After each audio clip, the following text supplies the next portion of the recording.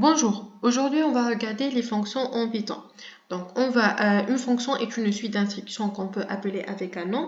Donc on va créer une fonction qu'on l'appelle addition et qui calcule la somme de deux entiers naturels a et b. Donc pour créer une fonction, d'abord il faut mettre le nom def. Ensuite, le nom de la fonction, donc on va l'appeler addition. Ensuite, entre les parenthèses, les paramètres de la fonction, on va parler de paramètres des fonctions après, a, b, deux points, on tourne à la ligne, donc c égale a plus b, return c, c'est-à-dire retourner la valeur du c. Ensuite, donc, il y a une autre méthode pour définir la fonction addition, par exemple def addition a, b, deux points, return a plus b, au lieu de définir la variable c.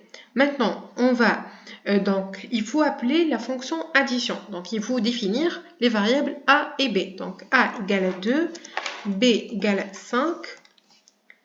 Après, c égale à addition, a, b, print c. Donc, c'est 7. Ici, on peut par exemple print la somme de virgule A et virgule B est égale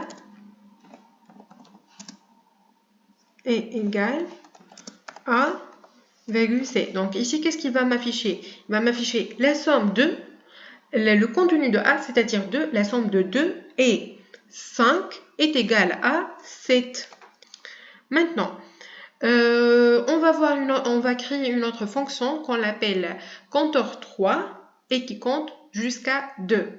Donc, en fait, pour les fonctions, il peut ne pas prendre un paramètre, c'est-à-dire elle reste vide entre les parenthèses, ou elle peut prendre un seul paramètre, deux paramètres, trois paramètres, etc. Donc, par exemple, la fonction compteur 3, elle ne prend pas un paramètre. Donc, on va créer cette fonction def, toujours def, après le nom de la fonction, compteur 3, entre parenthèses c'est vide parce qu'elle ne va pas prendre des paramètres. Ensuite, i égale à 0. Donc j'ai défini une variable qui s'appelle i égale à 0. Ensuite, while i strictement inférieur à 3, c'est-à-dire si i est strictement inférieur à 3, fais ça. Si i est supérieur ou égal à 3, ne fais rien. Print i, afficher i égale à i plus 1. Donc ici, en fait, la fonction, on ne va pas mettre return parce que le résultat de cette fonction est d'afficher. Donc, une fonction résultat return une valeur, une variable, ou bien d'afficher. Donc, si on va afficher, on ne va pas utiliser le mot return. Donc, par exemple, ici, compteur 3. Donc, il va m'afficher 0, 1, 2, qui compte jusqu'à 2. Pourquoi? I égale à 0. 0, est-ce que c'est strictement inférieur à 3? Oui, donc elle va m'afficher 0. Ensuite, I égale à 1. 1 strictement inférieur à 3? Oui, donc il va m'afficher 1. Ensuite, I égale à 2. 2 strictement inférieur à 3? Oui, donc il va m'afficher 2. Ensuite, I égale à 3. 3 strictement inférieur à 3? Non, donc il va s'arrêter là. Maintenant, il y a une autre méthode pour créer des fonctions qui sont extrêmement courtes, c'est-à-dire qui ont une seule instruction. La méthode s'appelle lambda. Donc, comment on va définir? Par exemple, on va définir la fonction addition, le nom de la fonction, égale lambda, les paramètres de la fonction, deux points, a plus b. Donc ici, par exemple, je vais mettre addition 5 et 5. Par exemple, je vais créer une fonction qui s'appelle carré et qui calcule le carré d'un entier naturel. Donc, carré égale lambda a, deux points, a étoile a. Carré de 2, c'est 4.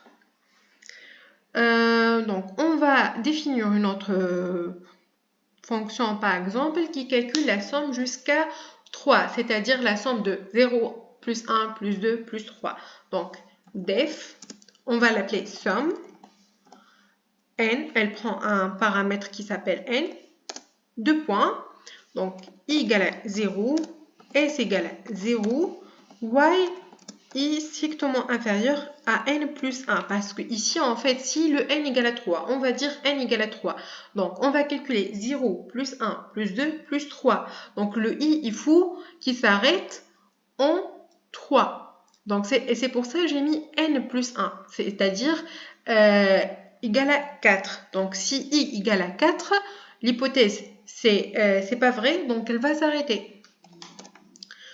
Ensuite, s égale à s plus i égale à i plus 1, et la fonction, elle va retourner la somme s.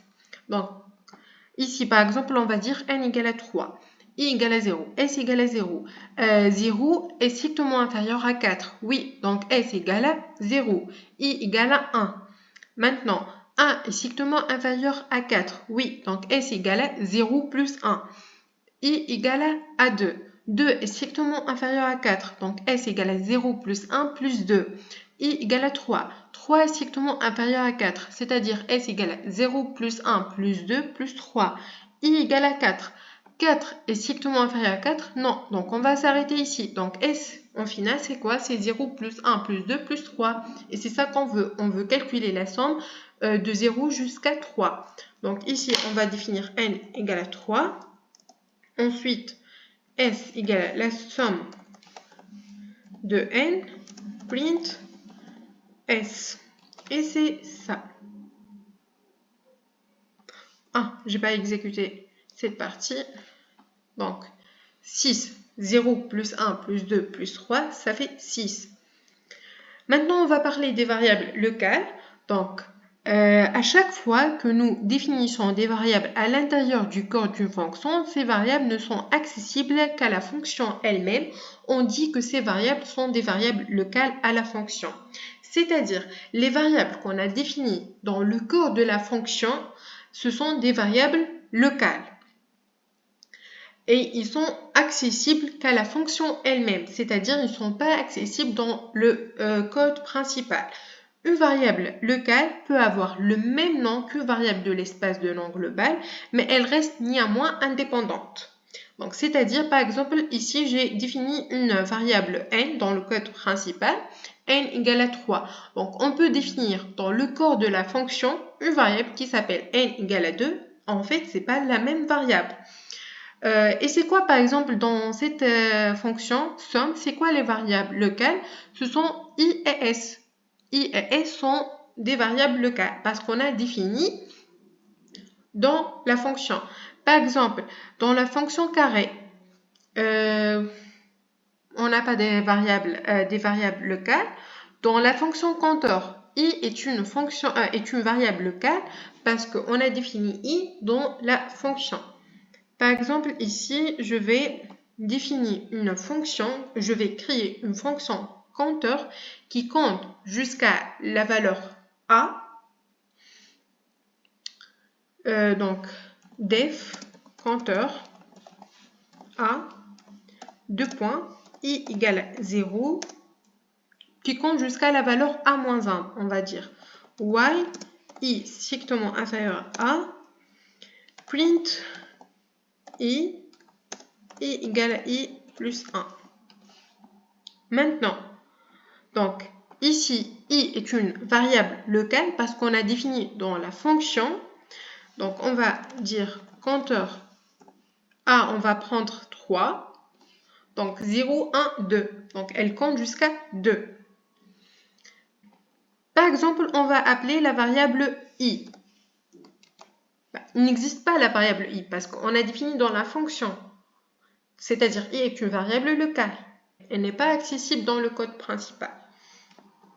Maintenant, c'est quoi les variables globales? Les variables qui sont définies à l'extérieur de la fonction sont les variables globales. Leur contenu est visible à l'intérieur d'une fonction. mais la fonction ne peut pas les modifier. Donc, les variables qui sont définies à l'extérieur de la fonction sont les variables globales. C'est-à-dire, pour la fonction addition.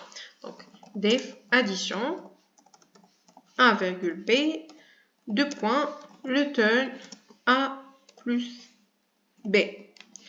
Ensuite, je vais définir a égale à 4, b égale à 2, d'accord? Return addition a, b. Je dis return addition a,b 6. Donc ici, les variables a et b, j'ai défini à l'extérieur de la fonction, c'est-à-dire ils sont des variables globales. Leur contenu est visible de l'intérieur d'une fonction, mais la fonction ne peut pas les modifier. On ne peut pas modifier les variables globales dans la fonction. Donc, on va créer une fonction qui s'appelle test, def test, 2 points, virgule, b par exemple, on va dire 5, print a, virgule b. D'accord. Ici, je vais définir a égale à 2 et b égale à 4. Ensuite, je vais exécuter la fonction test. Donc, la fonction test, elle va m'afficher a et b. Donc, a égale à 2, oui, c'est vrai. B égale à 5. Donc, elle a changé. D'accord. Maintenant, si je mets print a, virgule b. Donc, a égale à 2, oui. B égale à 4. C'est pas 5. Donc, qu'est-ce qu'on remarque ici?